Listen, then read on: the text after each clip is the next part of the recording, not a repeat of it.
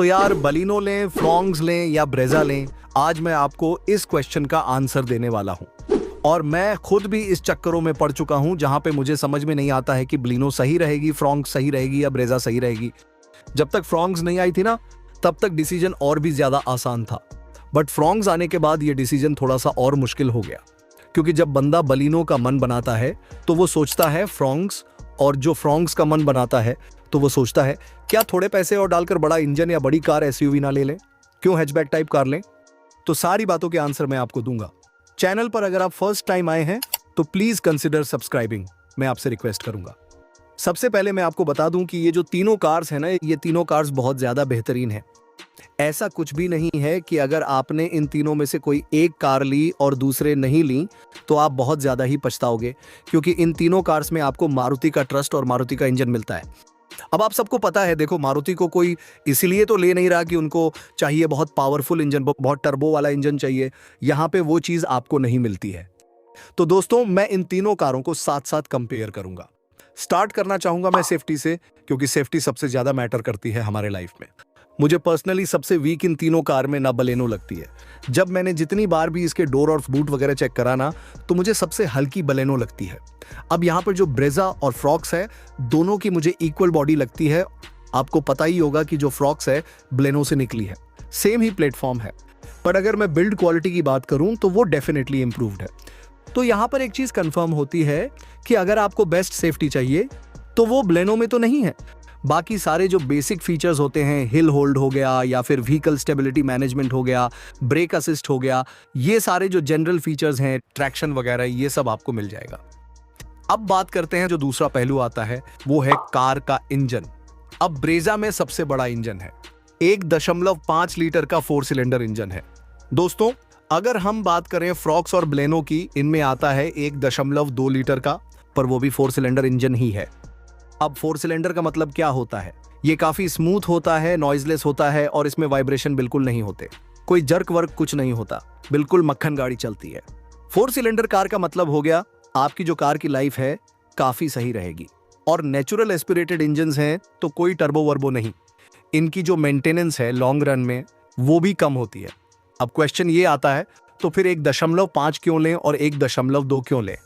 अगर आपको थोड़ी सी एक्स्ट्रा पावर चाहिए, अगर आपको थोड़ा सा और पंच चाहिए, तो वहां पर देखो ब्रेजा बड़ी कार है, तो वहां पर 1.5 जंचता भी है।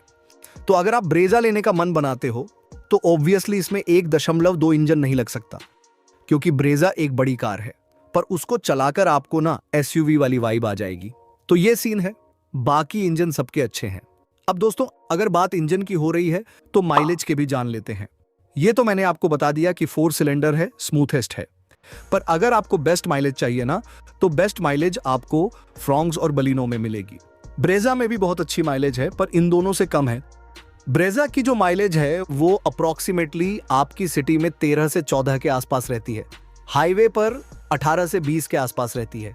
अब डिपेंड करता है कि आप कैसे भगाते हैं कार को, कैसे चलाते हैं, तो उससे भी माइलेज मैटर करता है। पर अगर मैं फ्रॉन्क्स और बलिनो की बात करूं, क्योंकि इनमें 1.2 लीटर का इंजन है, तो इन दोनों कार्स में आपको जो माइलेज है काफी अच्छी मिल जाती है।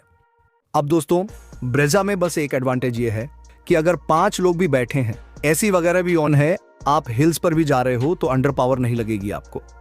देखो, बाकी जो 2 कार्स हैं वो साइज में छोटी हैं, तो पावर टू वेट रेशियो के हिसाब से आपका 1.2 में भी कोई दिक्कत नहीं आने वाली। दोस्तों, अब चलते हैं तीसरे मोस्ट इंपॉर्टेंट पहलू में। अगर मैं बात करूं ना डायमेंशंस वाइज, तो ब्रेजा बड़ी लगती है। और अच्छी बात यह भी लगती है मुझे कि अगर आप इसका बेस मॉडल देखते हो आजकल, तो अर्बानो का एक आ चुका है। 9.5 लाख रुपए में आपको वो इंफोटेनमेंट सिस्टम लगाकर, रियर कैमरा लगाकर, एक्सेसरीज वगैरह लगाकर, बढ़िया बनाकर ब्रेजा आपको दे रहे हैं 9.5 लाख रुपए के अंदर ही। पहले क्या होता था कि भाई ये 9.5 लाख रुपए के आसपास लगाकर भी ये काम अलग से करवाना पड़ता था, तो 10 लाख की पड़ती थी। तो यहां पर थोड़ा सा एडवांटेज कंज्यूमर्स को मिल गया है, आपको आफ्टर मार्केट नहीं जाना पड़ेगा। अब एसयूवी वाली अगर आपको वाइब लेनी है, घर में बड़ी कार लानी है, तो भाई आप ब्रेजा की तरफ जाओ। क्योंकि दोस्तों, सोसाइटी में ना 2 तरीके से आप कार बाइंग एक्सपीरियंस के मजे लेते हो। एक होता है कि आपकी पर्सनल खुशी है कि आपने जो कार ली आप खुश हो, जब जाके टाटा के टियागो ले आइए, पंच ले आइए, मैक्सोन ले आइए, वो आपकी पर्सनल खुशी है। आपका जो मन करे आप वो ले आइए। पर एक जो दूसरा पहलू है ना सोसाइटी का, रिश्तेदारों का, अगर आप बलिनो लेते हो ना तो संभावना वो छोटी कार में ही काउंट कर जाती है, क्योंकि that's a hatchback car. Brezza फिर भी कंपैरेटिवली आपकी एसयूवी वाली वाइब देती है, बड़ी कार में काउंट होती है, तो एक ये फैक्टर ऐड होता है। अगर आपको इस फैक्टर से कोई फर्क नहीं पड़ता तो आप कोई भी कार इन तीनों में से ले सकते हो। पर यह है कि भाई ब्रेजा में आपको एसयूवी वाली वाइब है, और अगर मैं बात करूं बलिनो की, उसमें प्योर हैचबैक वाली वाइब आती है। अब फ्रॉन्क्स जो है ना वो बीच की गाड़ी है। फ्रॉन्क्स का टायर प्रोफाइल थोड़ा सा अच्छा कर दिया, ग्राउंड क्लियरेंस और अच्छे कर दी। इंटीरियर्स हालांकि ब्लिनो फ्रॉन्क्स के सेम ही है और बिल्ड थोड़ी सी अलग है। और सबसे इंपॉर्टेंट जो फ्रॉन्क्स की लुक है ना यार, मैं जनरली बता रहा हूँ, मुझे इन तीनों कार्स में सबसे सुंदर फ्रॉन्क्स लगती है, उसके बाद ब्रेजा और लास्ट में ब्लिनो। सुंदर तीनों कारें हैं, पर मैं अपना पर्सनल ओपिनियन दे रहा हूँ। आपको इन तीनों कार के किसके इंटीरियर और रोड प्रेजेंस सबसे ज्यादा अच्छी लगती है, कमेंट करके जरूर बताओ। अब दोस्तों नेक्स्ट चीज के बारे में बात कर लेते हैं, जो वो जाता है कार का स्पेस। अब अंदर बैठने के बाद ना यहाँ पे क्या होता है, जो ब्रेजा है ना, ब्रेजा में कार की हाइट बहुत अच्छी है, तो जब आप ब्रेजा में बैठते हो ना 5 लोग भी, तो काफी ब्रीदी और रूमी कैबिन फील होता है। अगर कंपैरेटिवली आप देखते हो फ्रॉन्क्स और ब्लिनो में, स्पेशली फ्रॉन्क्स की अगर मैं बात करूं, थोड़ी सी काइंड ऑफ कूप स्टाइल लगती है वो, तो पीछे उसका काइंड ऑफ स्लोप टच होता है। ये आपको थोड़ा बलिनो में भी फील होगा। पर ब्रेजा में क्या है ना, ब्रेजा में भाई 6 फुट के बंदे भी बैठ जाए ना तो उनका सिर नहीं टकरा सकता। तो अगर आपकी हाइट ज्यादा है या फिर आप टर्बन वियर करते हो, तो उसके केस में भी ना ब्रेजा आपके लिए काफी यूजफुल हो जाएगी। बाकी मैं आपको यह भी सलाह दूंगा कि खाली स्पेस और हेडरूम की वजह से बाकी कार्स को मत कैंसिल करना। जब आप शोरूम जाइए तो बैठकर देखें सारी कार में, आपको जहां कंफर्टेबल फील होता हो उसके हिसाब से आप फैसला ले लें। नेक्स्ट चीज के बारे में मैं जो बात करने वाला हूं ना, उसमें कुछ भी मेरा नेगेटिव नहीं है। वो ज्यादा है कार की जो ओवरऑल एक वर्थनेस निकल कर आती है, वैल्यू फॉर मनी वाली बात निकल कर आती है, जिसमें आपकी कार की मार्केट वैल्यू भी आती है। आप इन तीनों कार्स में से कोई भी कार अगर बेचने जाओगे ना, तो आपको भाई बहुत अच्छे रेट मिलेंगे। लोग हमेशा ही तैयार खड़े रहते हैं। अगर आप साफ कंडीशन में कहीं पे दे दें डीलर को या बायर को, आपको बहुत अच्छा पैसा मिलेगा। अब मुझे पर्सनली पता क्या लगता है, अगर आप बेस मॉडल ब्रेजा का लो ना, तो मेरे को लगता है कि उसकी रीसेल बहुत अच्छी है, क्योंकि आपने 9.5 लाख रुपए लगाए, और जब आप कल को 5-6 साल बाद बेचते भी हो ना, तो भी आप आराम से 5 लाख रुपए के आसपास वापस ला सकते हो, क्योंकि वो बड़ी कार में काउंट हो जाती है।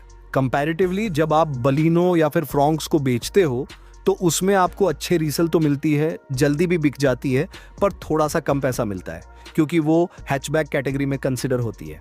नेक्स्ट, अगर आपको ऐसे शख्स हो जिसको भाई चाहिए कार का सस्पेंशन बहुत अच्छा परफॉर्म करे, तो फर्स्ट मैं ब्रेजा को कंसिडर करूंगा, क्योंकि ब्रेजा का सस्पेंशन काफी अच्छा परफॉर्म करता है। इसका साइज भी बड़ा है, इसमें यूनिट भी बड़ी लगी हुई है।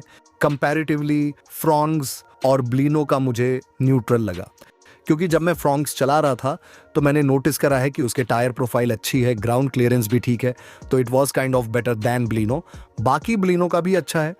अब बात कर लेते हैं बूट स्पेस की। तो सबसे प्रैक्टिकल बूट स्पेस मुझे ब्रेजा का ही लगता है, क्योंकि ऑब्वियसली उसमें थोड़ा सा बड़ा बड़ा लगता है, बड़ी कार लगती है।